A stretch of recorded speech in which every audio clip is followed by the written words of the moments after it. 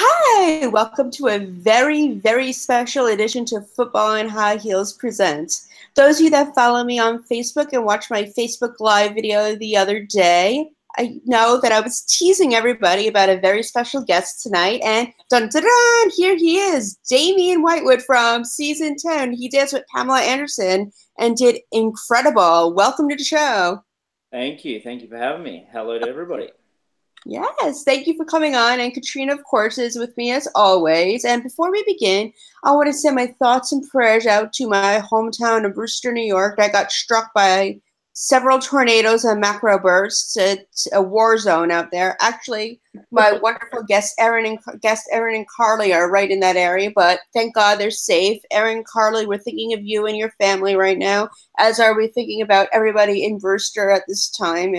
Nobody has power or anything. It's bad, and it came out of nowhere too. I didn't hear anything about that. Yeah, it's more of a local, tri-state area thing where you heard it, but it's scary. It was scary because my whole hometown is destroyed right now, and luckily my dad's okay. Like I said, Erin and Carly and their family are okay. So. But our thoughts and prayers with those who are still awaiting power and awaiting, houses to be fixed. Yeah, that sucks. Yeah, but onto a happier topic. We're discussing Dancing with the Stars athletes, which the finale is on Monday. It's an hour-long finale with our final three, Adam and Jenna, Tanya and Sasha, and Josh and Sharna. And did you both watch last week's episode? I did. Catch up on it. I did. I saw it. I didn't see it live, but I got to watch it at home this time.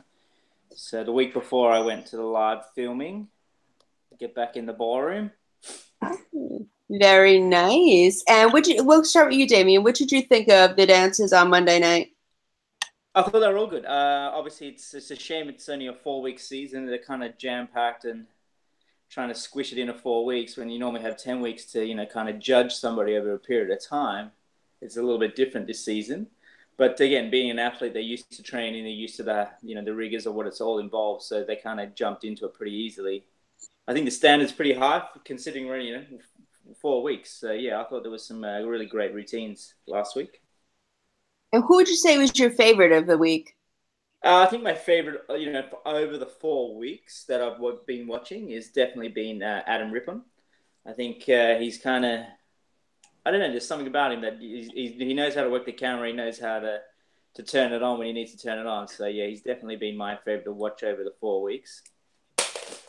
And probably my front runner from week one. What about you, Katrina? What do you think?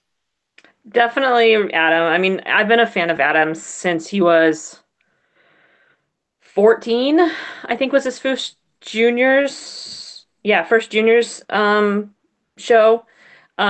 Which if you go back and look, you should totally Google it because it's really cute. He has like blonde curls. I saw and it's that. So cute. The skating community was all super disappointed when he cut his hair because it got rid of the curls. And I've just been a fan of his for years. And so just to see him not only make the Olympic team, but to do this and blossom, it's awesome. And I love Adam. So he's been my favorite from week one. Down the final three, I'm hoping it'll be Adam will win. And then the football player, I can never remember his name, Josh Norman. will come in. Yeah, will come in second. That's my top two. Yeah, I think I could see it playing out that way as well.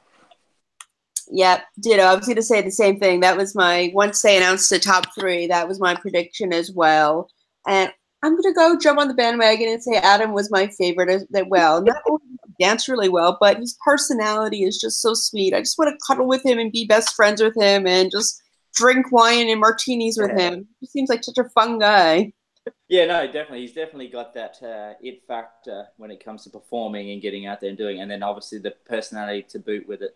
So, it's a shame it's only 4 weeks. If it was 10 weeks, I think you would see a lot more of him and he would shine even more, to blossom even more, I feel. The footballer, again, they always have this knack of being able to move and groove. Like, And again, they have a huge following, so they're always kind of pushed through. They got a good following, which helps them. And then Tonya, you know, like it's a tough one with her. Obviously, a lot of controversy, which the show kind of likes and doesn't like at the same time. You know, we always want people talking about it, whether it's good or bad. You kind of want that out there.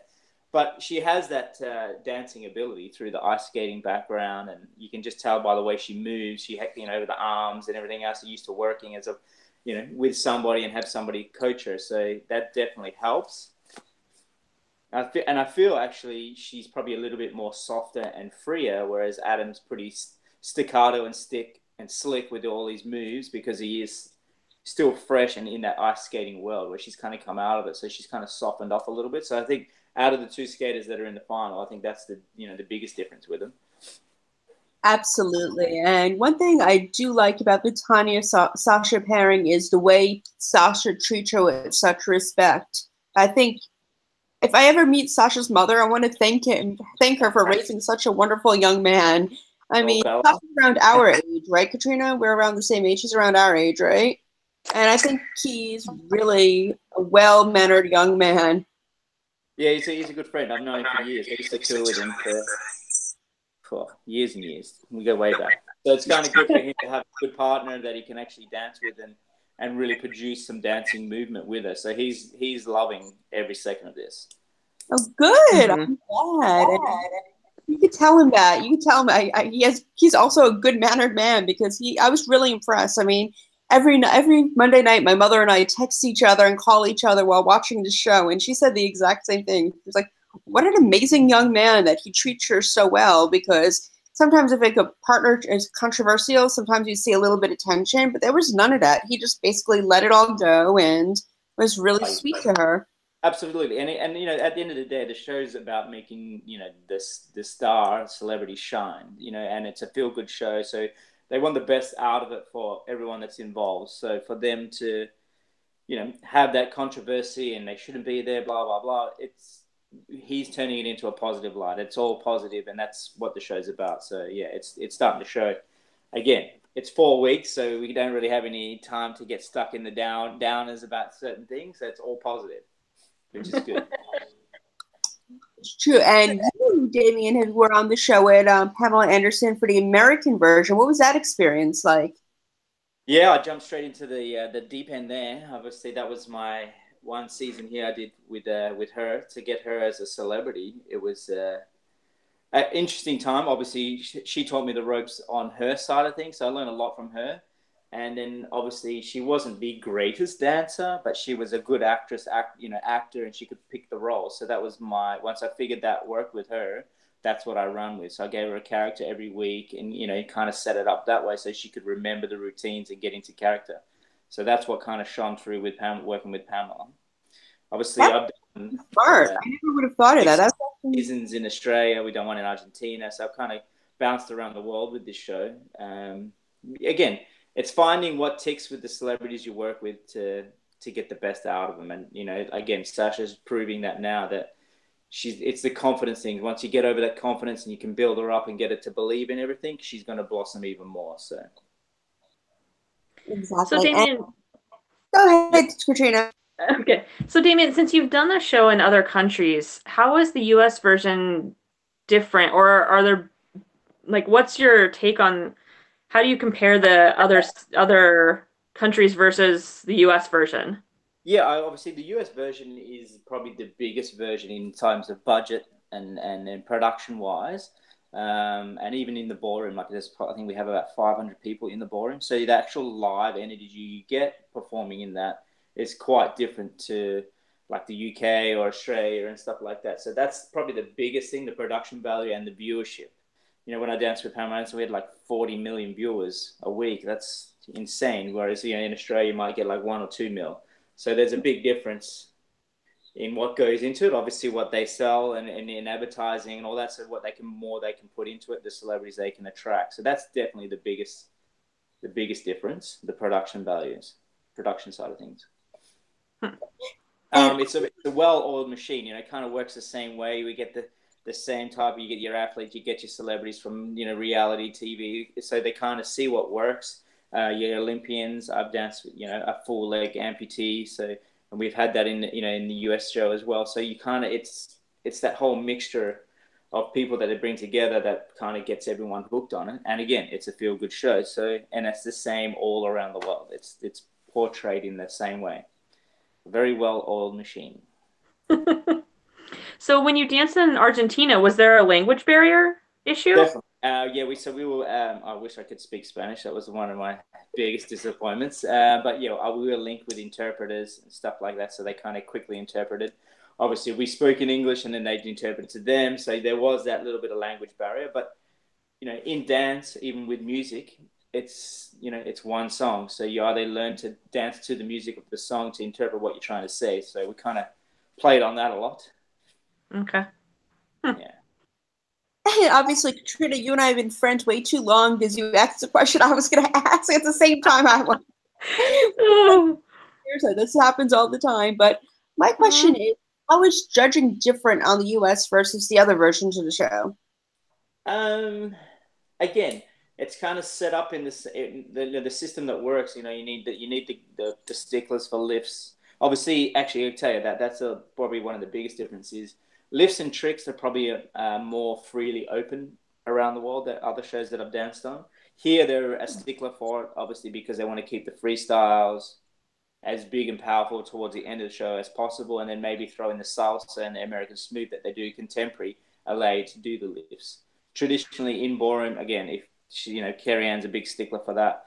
So we kind of get away with that. We don't have that judge that kind of looks for that. We definitely have the older judge that will look for the more traditional ballroom steps and want to see more things like that. That works. And then you need the crazy ones. You need the younger ones to bring in the younger generation and to give it that bit of flavor and flair. So they kind of do the same. And again, you see, I don't know if you've noticed how many times you watch the show, but in the beginning it's kind of slow building, and then by the end of the series it's building up and up and up, and by the end we're seeing tens and you're getting towards the end. So it's kind of build that way. Like that's why I say this 4 weeks has been really difficult, is because the window of growth, you haven't really seen a huge with scores and everything else. So that's like the judging really hasn't, it's just came out of the gates. Everything's been great. Do you know what I mean? So we haven't really seen the hard scores to really have to work to get better. Yeah, I would think that's what was bothering me about this season too, the 4 weeks. Not only that, but there's so many dances I love that we never got a chance to see. Like, we never really got to see an Argentine tango. We only saw the one Paso Doble, and it's like pretty much everyone got, the same kind of dance week after week, and we never really got to see any growth or ballroom versus Latin. Because Dave, correct me on this if I'm wrong, but sometimes some celebrities are stronger in one and the other. Do you find that happens? Absolutely. Like that's the dance, but the celebrities are better suited to. Oh, are you there? Yeah, I thought I lost you there. No, you're still there. I'm still here. Your video's gone out. Oh, yeah, that's all. So the celebrities are more geared to being able to do the ballroom holds and stuff like that, whereas Latin's a little bit more freer to express yourself and to get out there. So this season, again, I think the dancers have kind of been picked towards the athletes that are there and their personalities to make them shine. Again, whereas they might have come up to week 5 or 6 and they're doing a dance they really hate and it doesn't really sit with them. We're not going to get to see that, unfortunately. I feel like they've kind of been tailor-made to the personalities to get the best out of them. Who was a classical, the guy, the luge. Chris, exactly. His ballroom smooth was good. I never saw him do any Latin.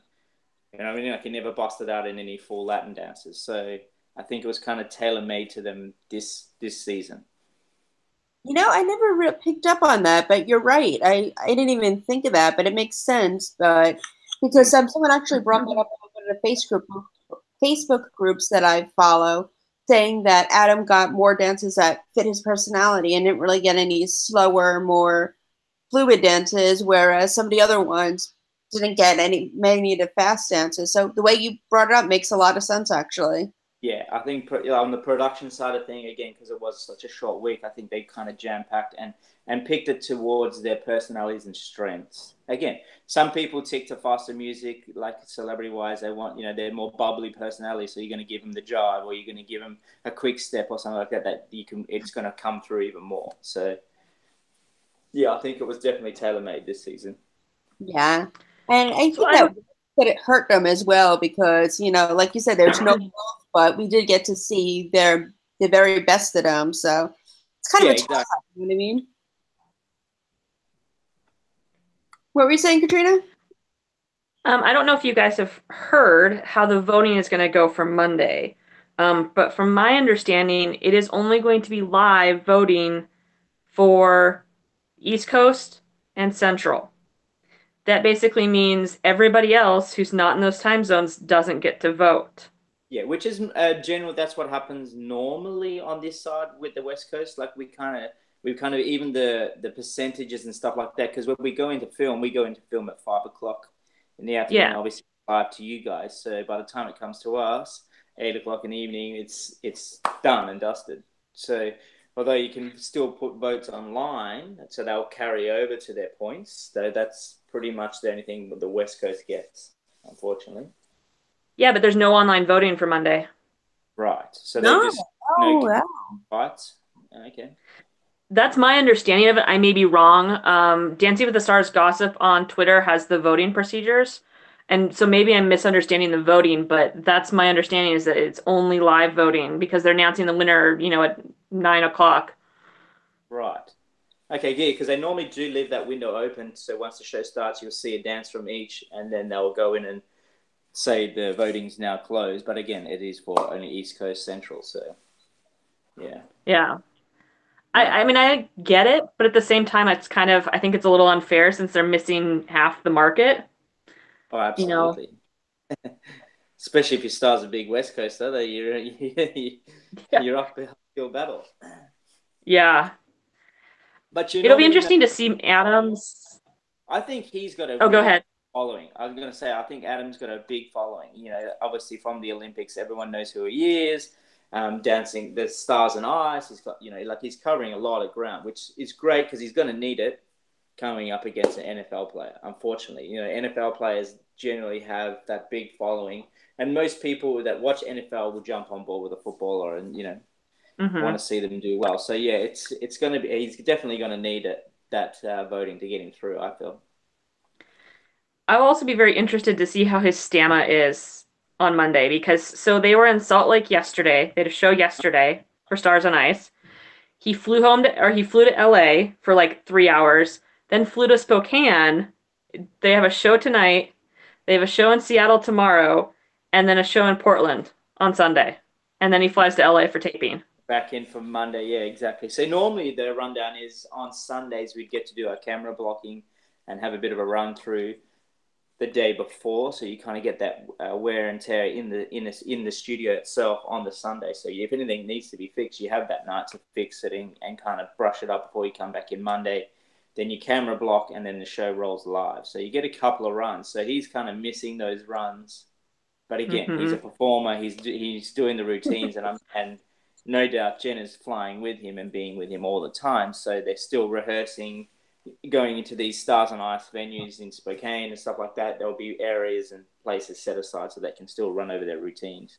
I think mainly their routine stuff here would have been if you haven't noticed this season, they've really been incorporating all the troop dancers and a couple of the pros that have been voted off. So they're bringing everybody onto the floor to make it a big number. So I think that's probably what that rehearsal periods would have been when they were here. For sure. It's just to get used to everyone being around, see what it looks like, film it, and then we can move on and reschedule if it needs changing. So, yeah. That makes sense. So, yeah, but I am curious to see. Maybe he'll be, trying to do his dance and be like, good night. This freestyle will be the first sleeping freestyle. And you know what? He can probably get all 10s because he's just so gosh darn cute. Yeah, well, he's definitely got the personality to carry it. I think what I'll be looking for personally for myself is I haven't really seen any major lifts or tricks with Jenner. So, and I think he has the lower body strength from skating, but he doesn't really have the upper body strength that we have with partnering to do that. So I'm really interested to see what his freestyle is going to be about. Obviously, we know with Shana and stuff like that through last week, through their contemporary, they had every lift and trick you could possibly throw in there. So we know he can throw her around. So, yeah, it'll be interesting to see what their freestyle, they compare them. Yeah, and Tanya's and Sasha's as well, I'm curious about. Absolutely. And again, they're going to have to showcase her personality and really bring it out. And I think have some fun and really go for it to get the wow factor going. They've had really good routines last week with the rumba and stuff like that. That was a beautiful slow dance, and she could show the fluid movement through all of that, which was great. Sasha really choreographed that really well. But again, the wow factor. He probably can't throw her around as much as he'd want to as well for like those normal freestyles. He's going to have to be pretty creative. Exactly, and what I'm most excited about is this is the first time that in a long time they'll have a first-time pro winning the whole thing. That's right. Yeah, none of them won it, have they? Yeah, none of them won. Really? Yeah. It's nice change. Jenna came in second a couple of times. Jenna was only on the one season with JT Austin, and Sasha's never been in a final either. No, I know that for a fact. So yeah, he'll be happy about that. Yeah, I'm thrilled. I can't wait to see his freestyle because he has that kind of personality too, and I think he's going to do amazing. Yeah, he's pretty good at the old flips, Sash. We used to call him Flipper on tour because he could tumble and jump and do everything. So expect to see a lot of that around. I can't wait. I am so excited. And before we go, we have a little more Dancing with the Stars news that was announced at the Upfronts the other day. We have 2 Dancing with the Stars seasons at the same time, happening simultaneously. Dancing with the Stars, the regular season, it's going to be a full-on season. And then Dancing with the Stars Junior, which has several younger ballroom dancers and child stars, which I'm curious about because from what I heard, if the rumors are true, they have several of the ballroom dancers that were on America's Got Talent a few years ago, and they did incredible. And seeing the child stars might be interesting as well. Damien, what do you think? Yeah, I'm looking forward to hearing that. Obviously, the pros that you will see will kind of mentor these juniors through. So they're going to, again, see these young kids that you saw in America's Got Talent kind of paired up with celebrity kids. So I'm interested to see who they would get as kids because that pool is wide open here in America. So there's a lot of kids they could pull from, or famous kids. They're just everywhere. So I'll be interested to see what they can pull into the show with these kids. Mm-hmm. I believe that's going to run on the Sunday, and then the actual dancing will run on the Monday. So it's just like a little teaser. And I think from what I've heard, it's only 4 weeks as well. I could be wrong. But no, that's a full-on season as well. It's like a 10-episode thing from what I heard, but so it's somewhere between 4 and 10 weeks from what I heard, depending on what they do. But it's all pre-taped. It's not live. So they're going to be throughout the summer, and then I guess that answers our question, Katrina, about the child labor laws. Yeah, I was just going to ask, do you know how that's going to fall under child labor laws? Because I know with some of the contestants on earlier seasons of Dancing with Stars, the younger stars couldn't work more than certain hours. Do you know how that's going to work with the juniors edition? Yeah, that's why they're doing it all pre-taped. It's going to be. I was going to say exactly. That's why it'll be a lot of pre-taped, and the situations would be timed out, so they only have so long to rehearse, so long to be on stage, so long to practice and stuff like that. Yeah, I'm pretty sure they'll be covering all of that. They wouldn't want any lawsuits from something brand new they're trying to launch. Yeah, but that's going to be adorable. I mean, I could already think of a few child stars I would love to see. I mean, I don't know if either of you watched Chris Lee Knows Best on USA. I would love to see little Grayson on the show because he's just so fun and so adorable. And I heard that, and this is another thing I heard, that Tom Bergeron is not hosting this one. They're bringing in a younger host for the kids. All right. I haven't heard that. I think they did something similar on So You Think You Can Dance, didn't they, with like a junior edition and brought in kids and kind of had a mentoring season. So I'm pretty sure they'll be kind of modeling off something like that. They did, and what's her name from Dance Moms? Maddie Ziegler was one of the judges, I believe. There you go. Yeah. I wonder if she's going to be involved in some capacity, maybe as a judge or even a host, because she's really good. She's the biggest star as some of the ones we got on there now. Yeah, we've all watched her grow up on Dance Mom, so I'd be curious. Plus, I'm in Pittsburgh, she's from Pittsburgh, so gotta represent there. Yeah. What do you think, Katrina? I I don't know. I saw some of the auditions that they were doing because they was on was it Sasha's Instagram? It was one of the ones I follow on Instagram. They had some of the they were doing auditions and they were taping it. I don't know. I'm just very curious to see who they get in terms of celebrities and how that's gonna work. Like I'm curious of how it's gonna work because it's not the normal Dance with the Stars format. Yeah, I have heard they have filmed quite a lot of it, like you saw when Sasha and Emma that were doing it before. So they do have a lot of this stuff in the vault. So it'd be interesting to see how they edit it and cut it and put it all out there. Again, that's the same thing as the Well of Dance. You know, again, they show you the best possible parts, and it is edited. It's not live and done. So all the scenarios are kind of generated and created. Who they pit against and who they go against. So I'm sure it'll kind of follow in those footsteps with these young ones running off the World of Dance.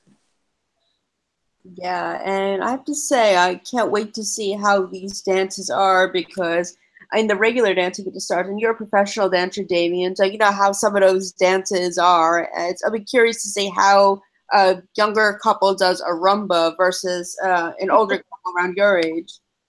Oh, absolutely, yeah. Again, that's the characterization of the dance, and then you obviously choose music that would probably be a little more less flirtatious and more fun. You know what I mean? So that's the characterization of how you interpret it. So yeah, they're going to have to change those ways, and again, most of these dances you should be able to dance with somebody older, younger. There should be no restrictions that a rumba has to be sexy. It can be fun. It can be tongue in cheek. Doesn't have to be always flirtatious that way. So yeah, it'll be definitely aimed different ways, and maybe we might not even see a rumba on there. Who knows, or an Argentine tango? They might steer away from that. Yeah, I'm curious to see if they'll do that because those are the two of the more popular dances on the show. So I'm curious to see what they'll have them do because of them being so young. But you competed as a youngster, right? Absolutely, yeah, yeah. And how did you do those dances when you competed? Absolutely. Oh, we didn't get to do. I remember as a youngster starting, cha-cha, rumba, samba. Oh, samba was probably a little bit later. Jive, definitely. But like Paso Doble never happened until you reached higher levels. Same in ballroom beanies, whilst normally didn't happen until you reached higher levels. But all the other dances we did do, and again, all the basic technique. There's a basic technique for every dance, and as a kid growing up, that's what you learn. So you learn basics. And you're not doing all these sexy moves that you would see on TV. You know what I mean? Like there's more basic steps, basic syllabus. So you'll probably see a lot more of that and actually learn more about the dance. That's the good thing about Dancing with the Stars. It's really put, people know what a foxtrot is or a paso doble. You walk down the street, they actually know about it. When I started as a kid, and said I was a ballroom dancer, nobody even knew half the dances what they did. There was something your grandparents did. So yeah, that's the beauty of the show. It's really put it into the spotlight and people know what the dances are.